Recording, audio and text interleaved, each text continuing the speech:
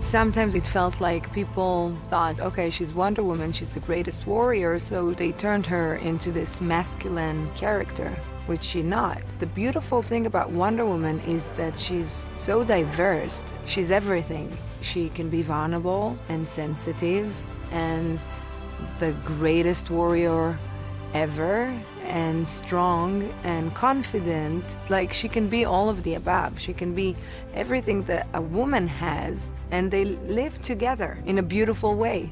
Ben, Jen, Ben. Good, good, that's good. She's the everyman hero woman who doesn't have to give up anything to be that woman. She wasn't compromised for her strength. And that was something very, very, very new when it was first written, and continued to be new and continues to be new now. Superman, Batman, and Wonder Woman really do represent different aspects of heroism. With Wonder Woman, it's about equality, and it's about having compassion for fellow people. And as a result of that, understanding that you need to treat everybody equally. Her inherent power was always obvious, even to the most casual comic book kid.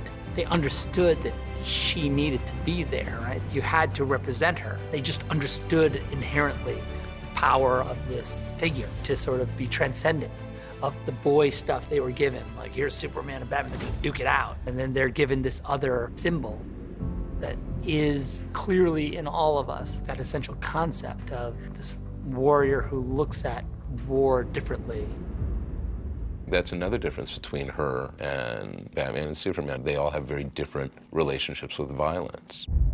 Batman is traumatized by violence to such an extent that he wants to control it. Superman's power set is such that his relationship with violence is, you've got to hit him so hard for it to matter. When the way you get at Superman is emotionally.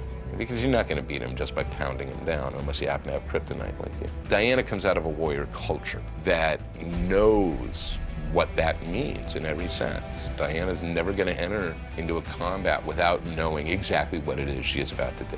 Her skill, her discipline, she never goes to the sword first. She has this thing inside of her that just pushes her and make her want to do good and want to be proactive and want to help and want to do better. Fighting would be her last option.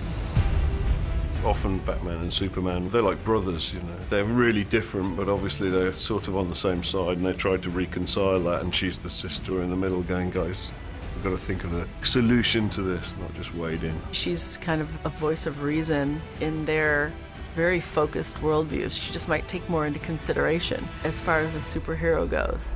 She might bring the best of both of those characters, plus an energy that they don't have. Also, she works on them to bring out their better nature. She works with Superman to kind of ground him and take him down a notch from his starry-eyed idealism, because she's been around for a long time. She really knows the history of the world and how people can behave. And Batman, she continuously brings a little bit more into the light, to try to break him out of his own shell, to be more of a team player, to also discover elements of humanity that he has willfully discarded. They just complement each other very, very well. That's why they're the Trinity, because they work so well together. It wasn't like DC Comics ever said, we're going to create 3 characters that are going to be the cornerstone of the DC universe. It wasn't manufactured. The cornerstone was built off who the characters were and why people loved them. The fact that they kind of link up so well together and complement each other and contrast against one another is pretty fascinating. There's parallels between Diana and Clark in the sense that they both come from worlds outside of our world. And I know a lot of people like to see the connection between Wonder Woman and Superman as an item. I think it's more interesting looking at Diana and Batman, personally, because they're not so obvious. They play into really kind of visceral primal myths, and they play off of each other so beautifully, the dark and the light. Just perfect opposites. And I know that in Justice League over the years, they have played them both as sparring partners and with a sense that there might be something else if you want to read into it. Bruce is a man of the human world, and Wonder Woman is not. There's some interesting things to explore there.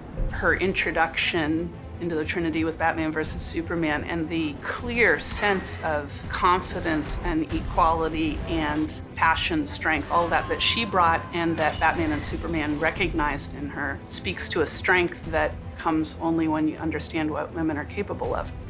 Only love can truly save the world. Everything Wonder Woman stands for is brilliant.